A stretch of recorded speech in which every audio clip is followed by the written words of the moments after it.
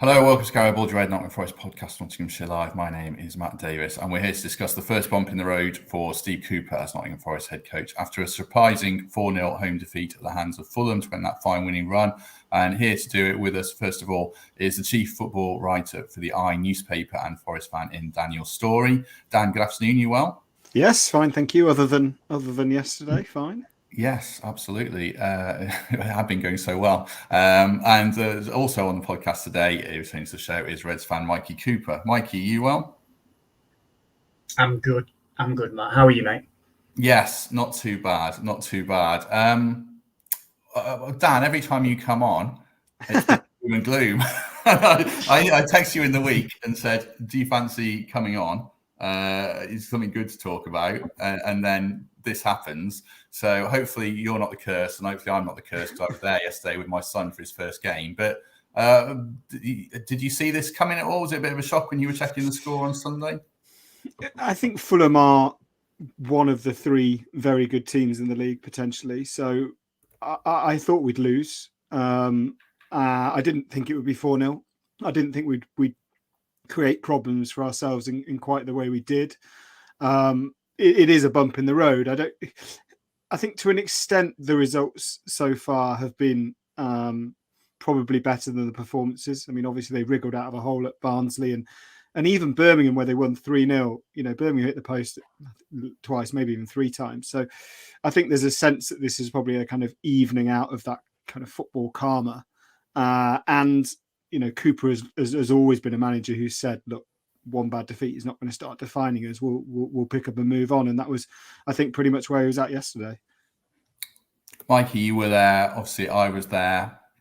As I said, to take my son to his first game, hopes high, delayed until Houghton had gone, and obviously it all went terribly wrong. But Mikey, we'll let you have your say on what you thought of it overall and the specifics. I mean, I was saying this to Dan before we started. I thought Forest played quite well, apart from the 4 goals, which is a bit of a car crash way of looking at a game, because you can't concede 4 goals and win anything like that. But what did you make of it, Mikey? Such a strange game, wasn't it? I think trying to wrap my brains. Did Samba even make a save? I'm not too sure he did. They were so clinical when they got in front of goal. Whereas I guess if you compare it with us, we missed a couple of chances. Certainly the Grabban one in the second half.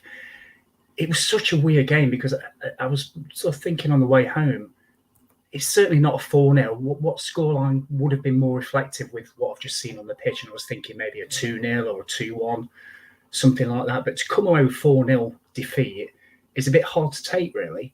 But I did take a lot of positives from it. I think just before I go into a couple of them, I think you've got to remember that the level of opposition we were playing for Fulham was, you know, I do think they've got the best squad in the league. Their player in midfield is Seri, the one they got from France a couple of years ago. He is absolutely different level, that lad. It's unbelievable. You know, they've got Mitrovic up front. He's got a 1-in-2 goal record for his country, you know, and for Fulham. He scored over 60, 70 goals for Fulham in 3 or 4 seasons. Just a different level. And, you know, if you add that to people like, you know, the foils around them, like Kearney and Bobby Reid and Robinson, that fullback who's absolutely rapid, that was a level of opposition we were up against yesterday. And it was always going to be difficult.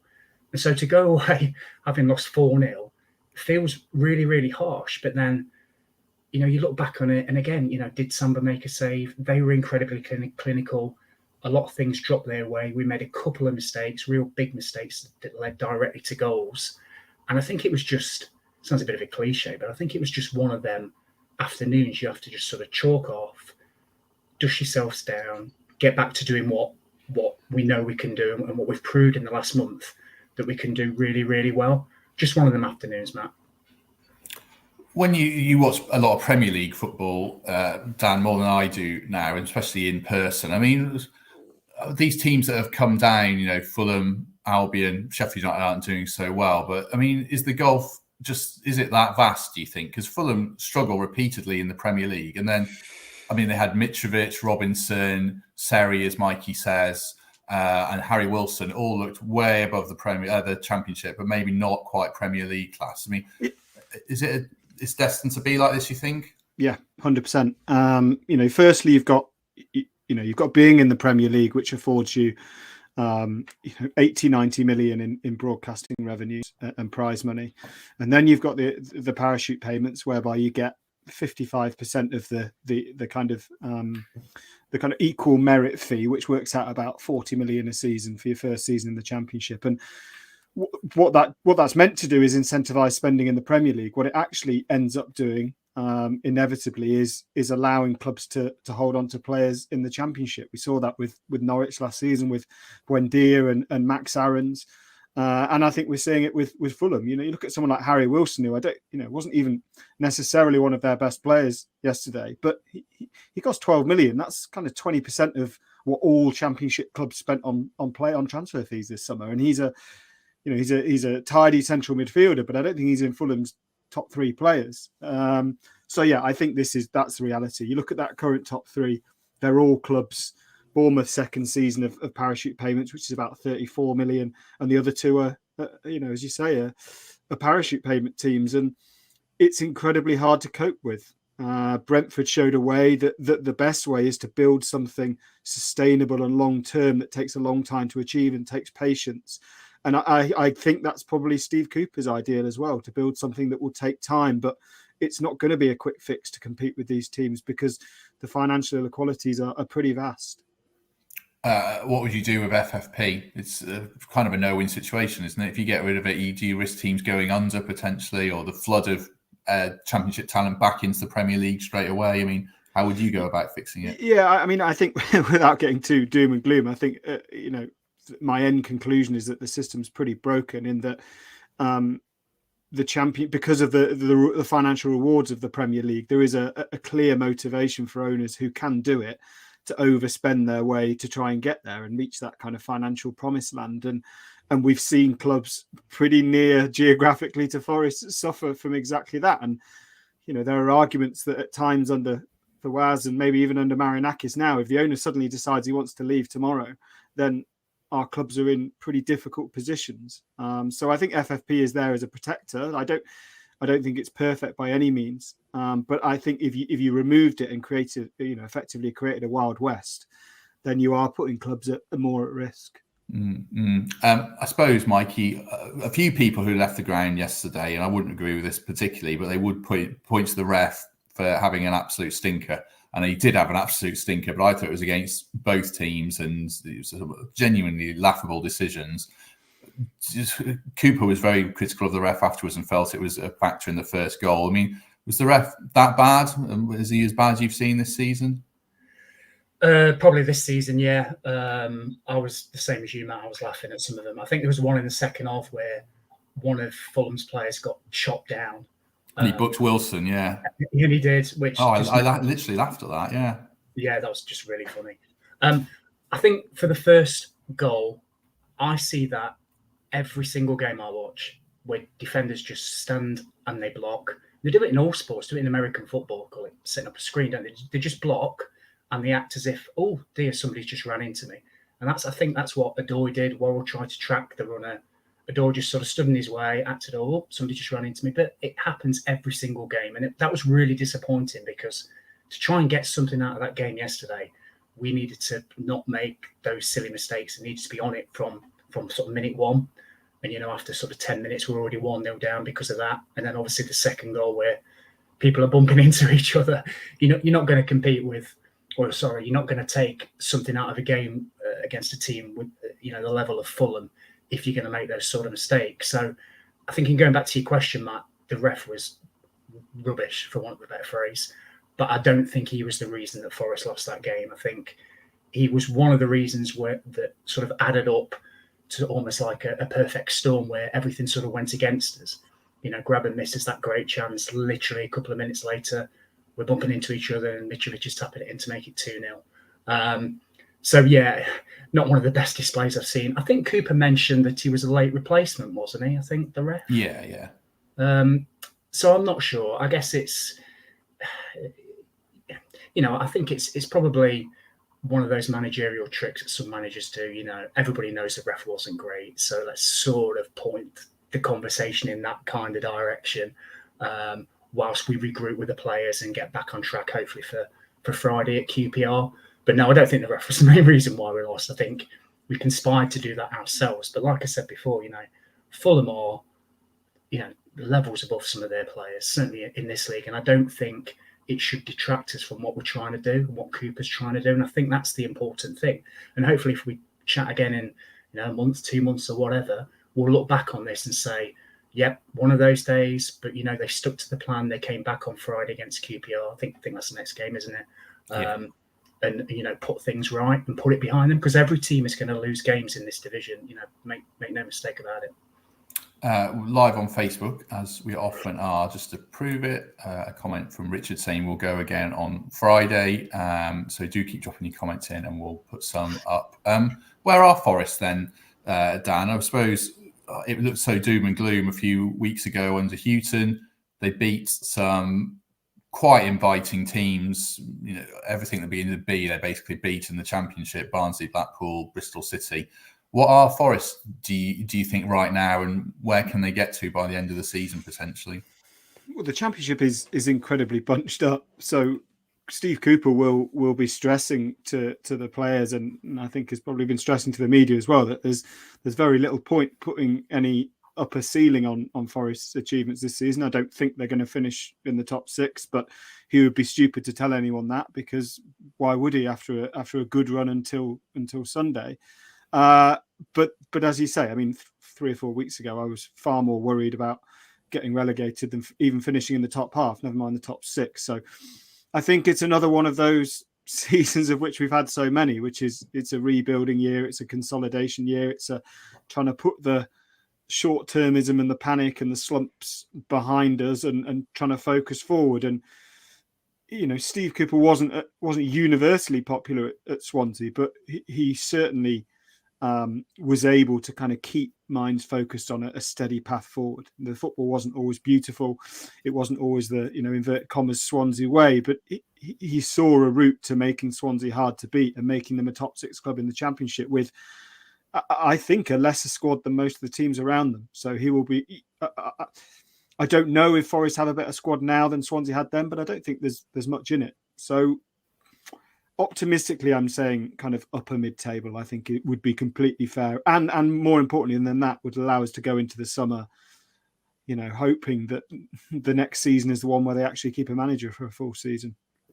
Does it feel to you like a slightly different rebuilding job? Because obviously when Houghton came in, it was to arrest the slide, and it was for Cooper as well, but it's been a lot more enjoyable, at least, which is what you want as a fan when you go through the gates. And Cooper does have this propensity to develop young talent. So even if it's going to be a slightly rocky road, at least we might enjoy this one, do you think? Yeah, I do. I think, he's very fortunate, and I don't know if it factored in him taking the job, but he's very fortunate. He's got 2 incredibly exciting young English attacking players who, for various reasons, weren't quite seeing the football that they and in one case their parents believe they deserved at Forest. And they have been the 2 of the brightest lights of Cooper's very short reign. He will have things in mind to do. I think he'll probably want another centre forward next summer, because Graben is not getting any younger. But there are the tools there for a Steve Cooper style side, which is exciting attacking talent to play on a counter attack if we want to. A good defensive options that he'll need to make a lot more solid than they were at times on Sunday. Probably a slightly more defensive midfielder to partner with Ryan Yates. It's quite hard to see, James Garner is the natural choice, I suppose, in terms of that passing midfielder, but I don't know if he's quite Cooper's go-to guy yet. Obviously brought in by a different manager, but so there's a question there. But he's only been in the job 5 minutes, and it already feels like there's a little bit more of an identity there. And certainly it feels to me, without wanting to damn Chris Hughton too much, I've seen more in a few weeks of Steve Cooper of an actual kind of an identity, a plan, a kind of a hope of this is the way we want to play and this is how we want to get results than I ever did under Hughton. I suppose Brian and Jada might be the option in the end, because Colback didn't quite do it yesterday. He looked like he was a little bit overrun, just the pace of the game, and Garner doesn't seem there for form. Let's have a Ryan Yates debate, Mikey. Was Yates Forest's best midfielder? Was Yates Forest's best player yesterday? I mean, I thought he might have been. Maybe. Did he give away the penalty, Matt, or did I? Oh, the game was gone by then. But yeah, he did, yeah. Let's forget that. Yeah, he did jump on someone's back and haul them down. Yeah, that's true. No, we did all right. There were plenty of players that maybe weren't up to the level that they have been recently. Ryan Yates is Ryan Yates. He'll give you that 5, 6, 7 out of 10 every single game. He might not get up to the 8 or 9s, and he might not be as bad as a lot of people think he is, but he's quite solid and he's dependable. And I guess that's probably why he starts a lot of games. But I think Dan's right. Got to try and find the right mix around him. And I guess it probably depends on what formation we want to play sort of going forward. I think if we're going to stick to that 3 at the back with those 2 energetic wing backs of Lowe and Spence, with the 2 in behind the 1 up front, so whether that's Zinkernagel and Johnson or Lolly and Myton, it only leaves space for those 2 in midfield. So you probably do want somebody that's either incredibly energetic, box to box, or just sits there and kind of covers, which I guess what kind of Colback did maybe a few years ago. I don't know enough about. Is it Ajeda, the Paraguayan lad? I'll be honest, I've not seen him play for Paraguay. He could be the answer. I guess there's only one way to find out. But I think that is a key makeup, because if you look at yesterday's game, and I know again we're playing a very good team in this division, but they kind of controlled that midfield with Seri in there and Kearney and Bobby Reid sort of dropping a bit deeper, and we struggled to get hold of the ball a lot of the time. So I think that's kind of a crucial thing for me. But I guess Friday's team selection will be interesting. I'd like for us to sort of chalk this one off, forget about it, it happened, and then just go back to what we've been doing before. So for me personally, I'd start Garner alongside Yates. I think he's better on the ball than Colback, and I think the way for young players to get out of a slump is just to show a bit of faith in them, get them on the pitch, get them playing. And I think he proved a lot last season that he can be a very, very good player, certainly at this level. So I guess until we know a little bit more about Ajeda, until he's maybe settled in a little bit more, given a few sub appearances maybe, he might hit the ground running. He might be absolutely brilliant, and we're all saying, great, he has to start. It's Ajeda and one more rather than perhaps Yates and one more. But that is, I guess, a cause of concern, and maybe one they might look at in January at doing something. I know you mentioned, Matt, a striker grabbing in this last year of his contract. I'm not sure about Taylor, to be honest, and that's kind of our only options.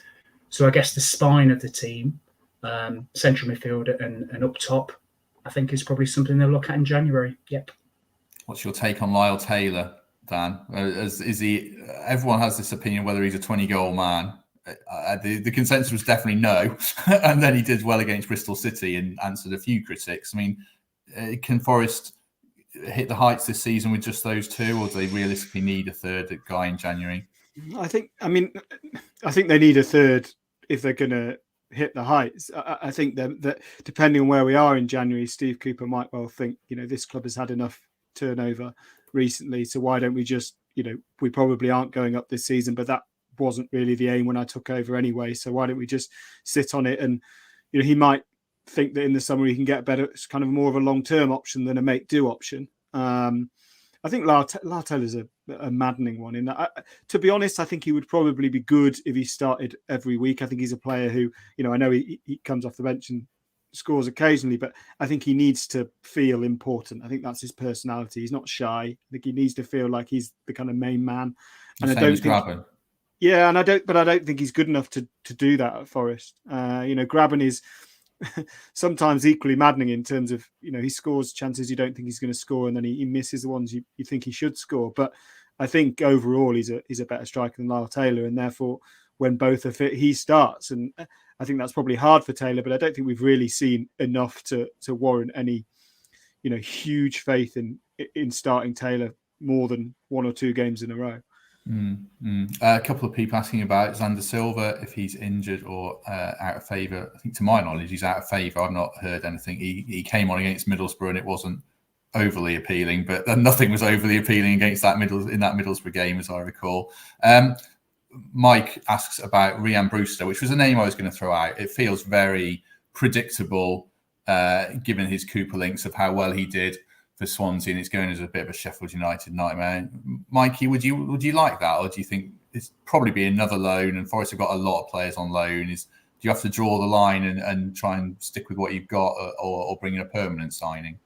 I really like Brewster in particular. I'll be honest with you. So every time I've seen him play, I know he struggled at Sheffield since his move, and they spent a hell of a lot of money on him, didn't they? Was it like £20 million or something, which is a lot for somebody at that age to throw then into a Premier League sort of survival bid, which is kind of what they had when they went down. But I really like him.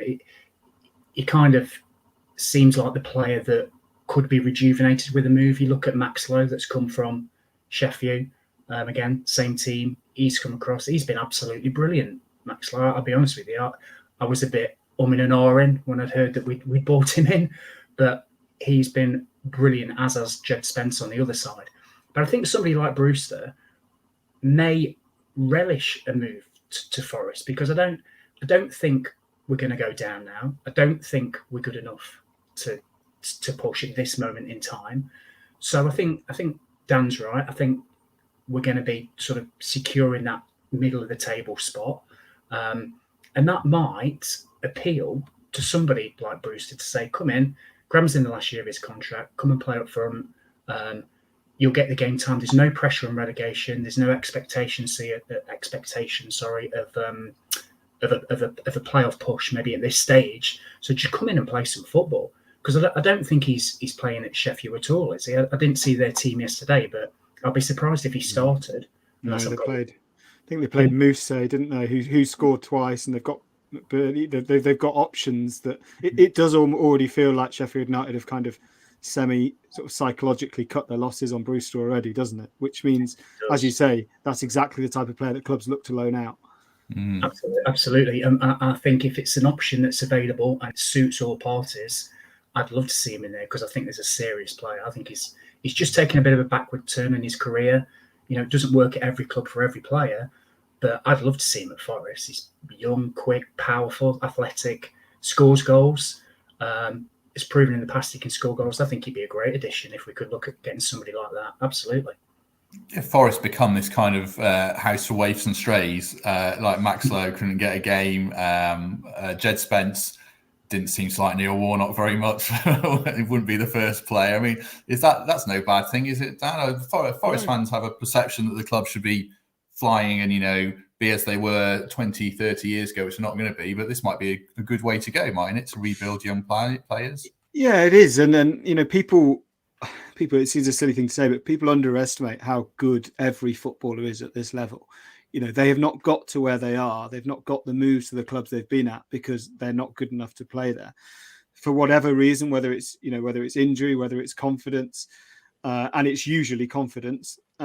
Things have gone awry, but a move can transform that so quickly. And especially if there's often a thing with loan signings at Forest that some of them just kind of get lost in the ether and we never really see them. But the fact he already has a connection with Steve Cooper is a big thing. The fact that Steve Cooper has a record in youth football is a big thing, because while he's doing a good job, it makes Forest more attractive. Because I've heard from agents and even players in the past that Forest hasn't always been an attractive option. So the reason we've ended up with waifs and strays is that we've had to kind of sign what we could, or who was prepared to join, rather than what we really, really wanted. Someone like Brewster is someone we would really, really want, not someone you'd sign because, it felt a little bit kind of bargain bin dash at the end of a transfer window. Question for Mikey, because it's from your wife.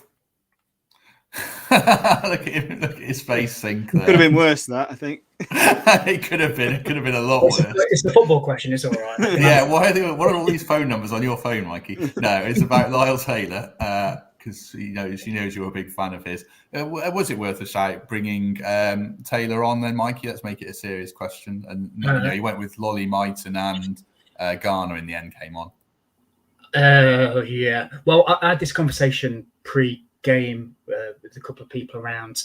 If a striker had come off the bench at any other club and scored 2 goals, he will probably start the next game, or there'd be a clamour to start him. And I understand there was from certain people, but he was always going to go back to Graben. And I agree with what Dan said earlier. I think Graben is the better technical striker. The fact he didn't have a very good game yesterday is here and there. But I was expecting Taylor to come on. I'll be honest with you, I was. But I think the way the game panned out and the shape that it took, and, the 3 goals in, 15, 20 minutes just killed the game. So I think if it was a 1-0, maybe even a 2-0, Taylor might have got 20 minutes, 25 minutes, something like that. But I think, Lolly and Mighton have been chomping at the bit. Zinchenko didn't have his best game. Johnson was kind of in and out. So it kind of made sense to put them on. Be interesting to see if Taylor features at QPR, if I'm honest with you. I suspect he probably will do. I think, those 2 goals have probably improved his confidence. And I think he is a half-decent bench option. But I think, if I'm being brutally honest, I think it's an area we need to look at in January. Like I said, Graben's in the last year of his contract. I'll be very surprised if he stays.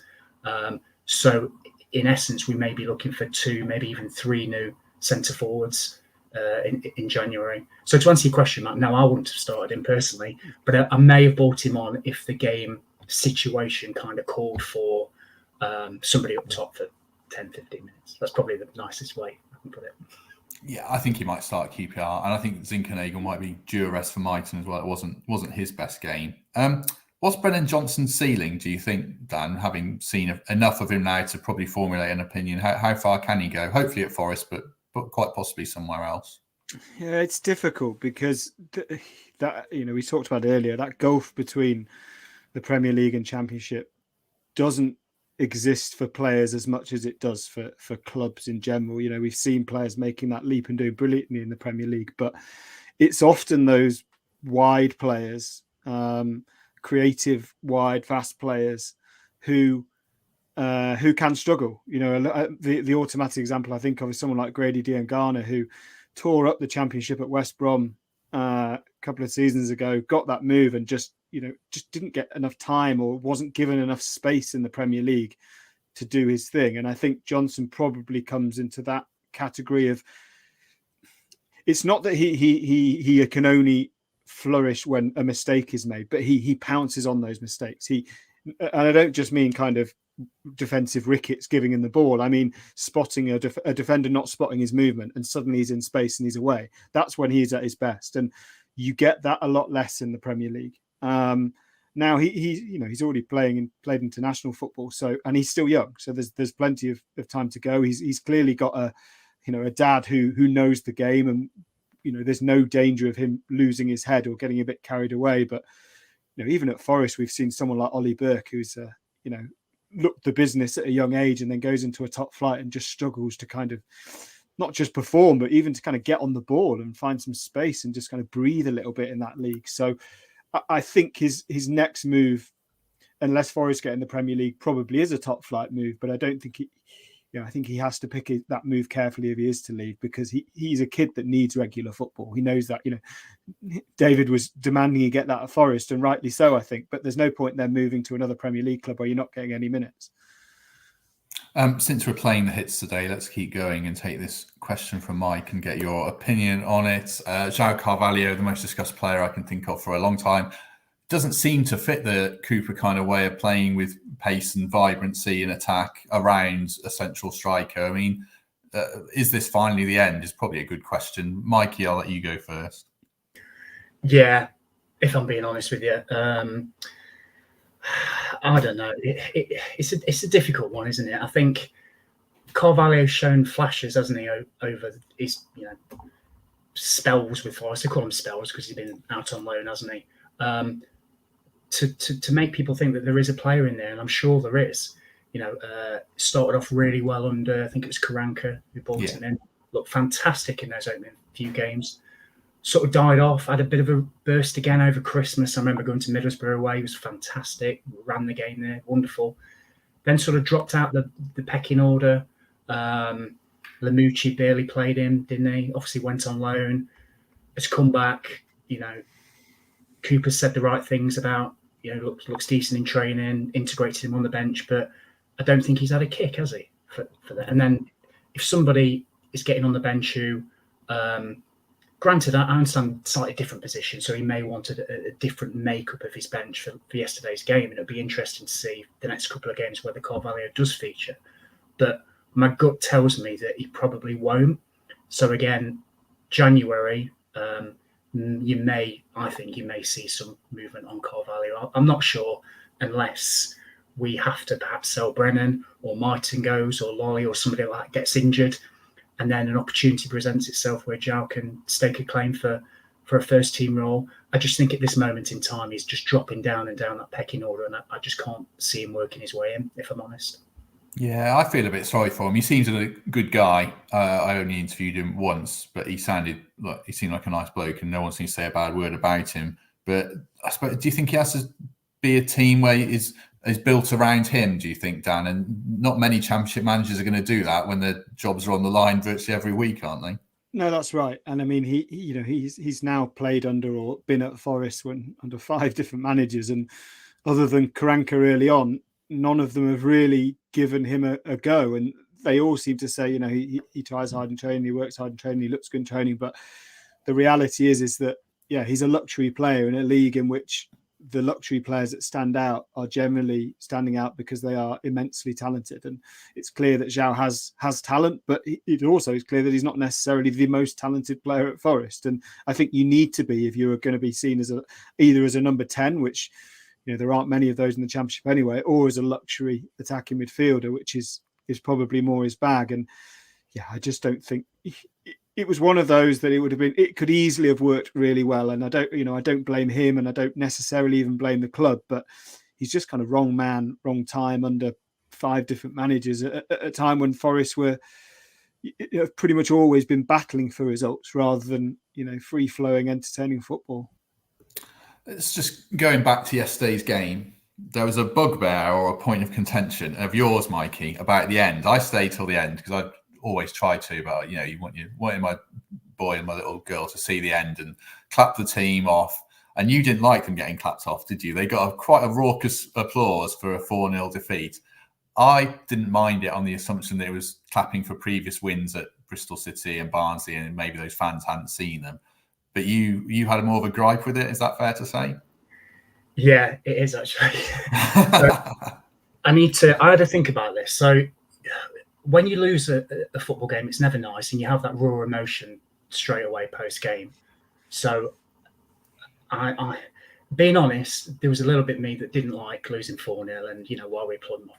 But I've had time to reflect, and I think I'm still in sort of 2 minds. I think the thing that kind of slightly got my goat a little bit is in previous years, and I hark to sort of 10, 20 years ago, even when we're getting stuffed 8-1 with Man U and 4-0 against Scunthorpe and everything like that, you're always going to get people that clap at the end and appreciate the hard work and effort, and that's absolutely fine.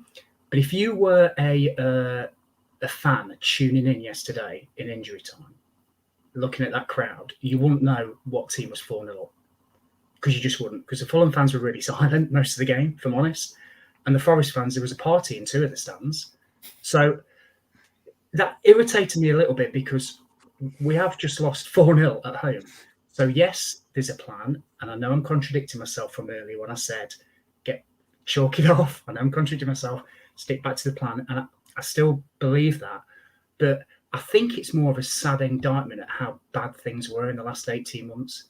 That any sort of resemblance of attacking football or a plan to how to win a football game gets a standing ovation from 20,000 people that were left. And, from one, like I said, on one hand, I absolutely get it. And I did clap a little bit, but then it just seemed to go on and on and on. And there was singing, I'm like, we've just got beat 4-0. So I know this is probably not going to go down very well with people watching and listening, but I just think it's just an indictment of maybe where we are as a football club right now, that even a stuffing at home gets a round of applause because we tried to attack. And that was my only gripe about it. And I still can't get it right in my head. I don't know what you think, Dan. Am I being a bit too harsh? Yeah, I don't know why they were clapping if it was for the previous. I think this is probably me reading too much into it kind of psychologically, but I think there is a sense sometimes with Forest supporters that it so rarely goes right that when you have a few wins in a row and something goes wrong, you kind of you almost want to just kind of pretend it hasn't happened, because you're worried that one defeat will suddenly spell a slump of 6 defeats on the bounce and we're back in relegation trouble and everyone's moaning and like, oh, do we need another new manager this season? It seems to happen so quickly at Forest, those slumps, from kind of semi-comfort to absolute emergency, that I wonder if it was just a kind of, let's try and just clap everyone and pretend this has just finished 1-1 and we've got 1 extra point and nothing's going wrong and we're not going to go on a run of 5 defeats on the bounce. But I mean, we'll see what happens at QPR, obviously. But I mean, the fixtures are quite tricky. November's a bit of a horror month off the top of my head. I know they've got Sheffield United, Preston. I should remember this. Is it Blackburn? Obviously QPR. I mean, just quickly for each of you, I know I asked this before, but are you quietly confident that they'll be fine and comfortably mid-table come Christmas still? Yeah, I think so. I think the wins we've achieved have been with a comfort, by the look of the scoreline, that were not reflected necessarily in the course of the game. I think that the same is true of the defeat yesterday. I think we've kind of we've sort of lurched from one thing to the other, and eventually it will kind of settle somewhere down in the middle. And I think Cooper's teams have been able to go on good runs, but generally they're pretty gritty. And I think that's what we'll be. I think he'll try and make us hard to beat. He'll try and make sure we're between 9th and 14th around Christmas time. And I think he'll probably be reasonably happy if we stay there for the rest of the season. Because, the Forest big danger is that you win a few games in a row and everyone thinks that it's the promotion push and we're serious about promotion, are you? And all that kind of guff. So if they do want to make a push, I think that's going to be next season. So anything outside the bottom 7 or 8 is fine for me. Is that fine for you, Mikey? Is that fine for the fans? I mean, fans are funny. Fickle is the cliche, but is a comfortable mid-table season gonna wash with the fans, do you think? I think so. I think the last 18 months or so has been tough, judging, just in the world, and also, going down to the City Ground and watching some of that dross that's been served up. And I think now that people see a plan, it's probably goes back to my earlier point just then. It's probably people appreciate that, and I think the realists among us know that unless you go on a sort of Crystal Palace run that they did 20 years ago, or Sunderland when Roy Keane took over and they shot at the table, that can happen, but it's few and far between. And I think people now can see what Forest are trying to do. I love the back 5. I've never really been a fan of wing backs until I kind of saw it from my own team, and I think it suits the players we've got now. And I guess one of my points is around when we go to a back 4, and I understand we chase the game, we look a bit dodgy, if I'm honest. I mean, we let in 2 goals in 10 minutes going to back 4, and I guess at Barnsley away and the game before that as well, when we're trying to push, we just don't look as solid.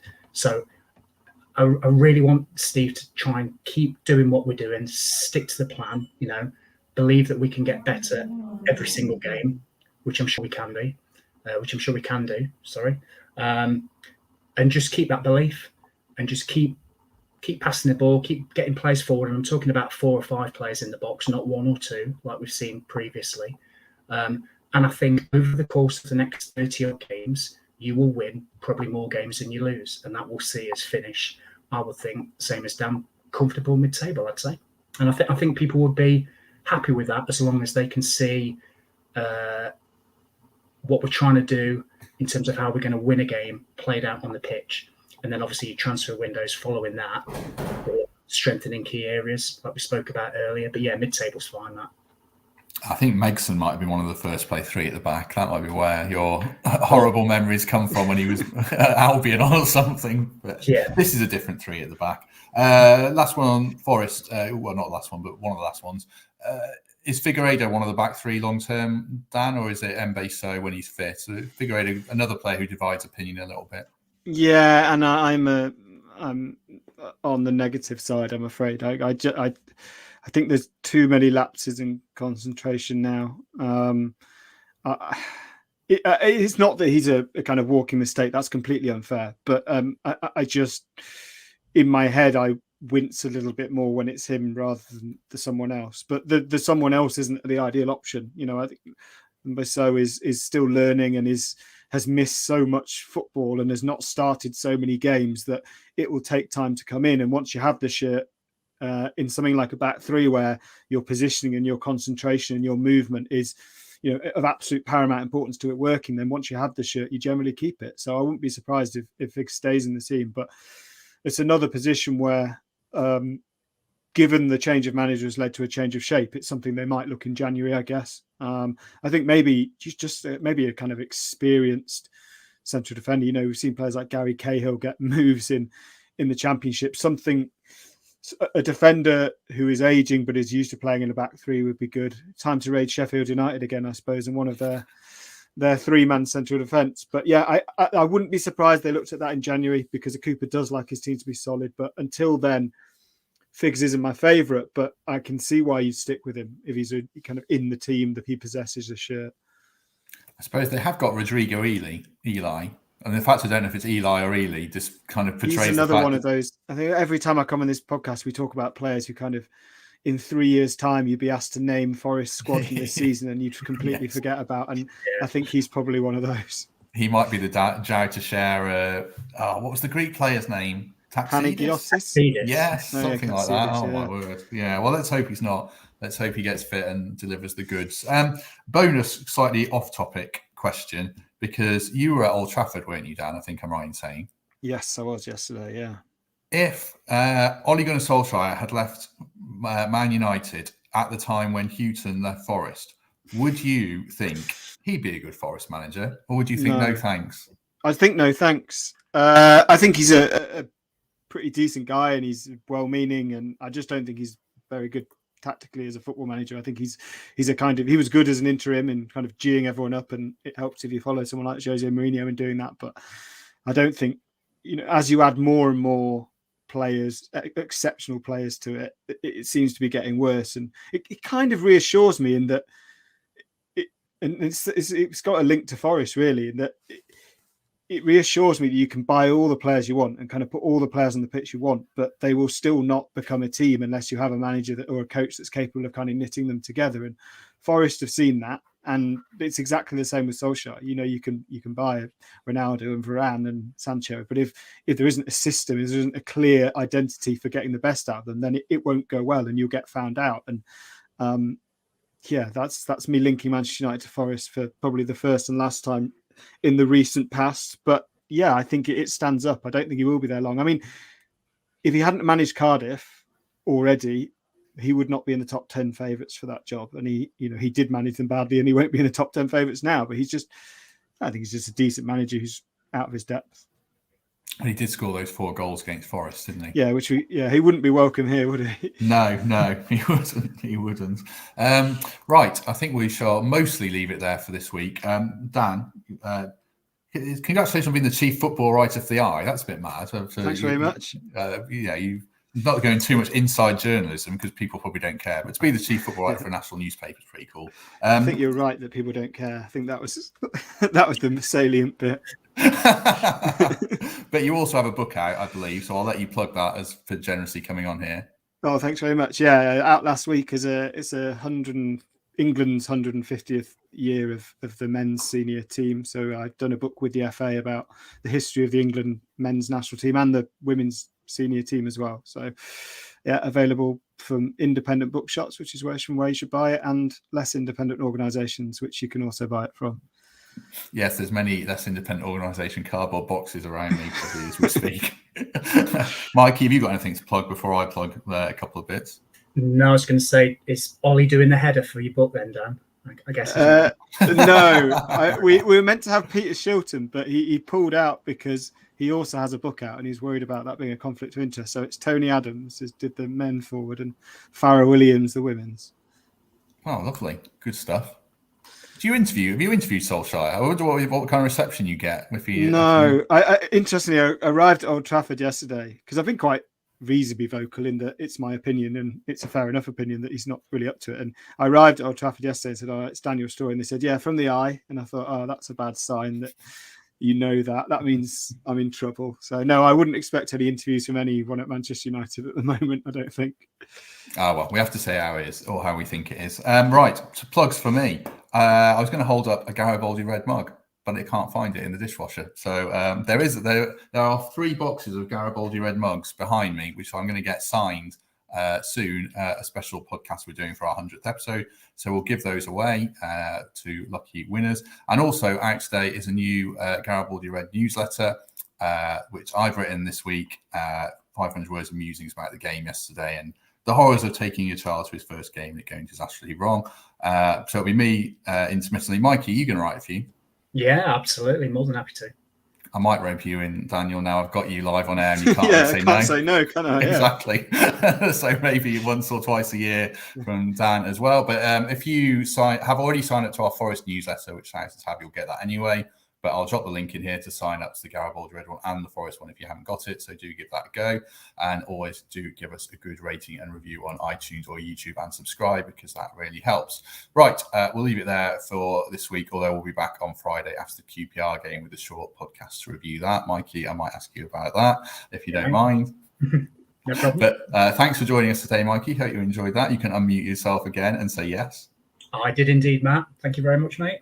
And Dan, thanks for coming on as ever. Much appreciated. Thanks for having me. And we shall see everyone soon.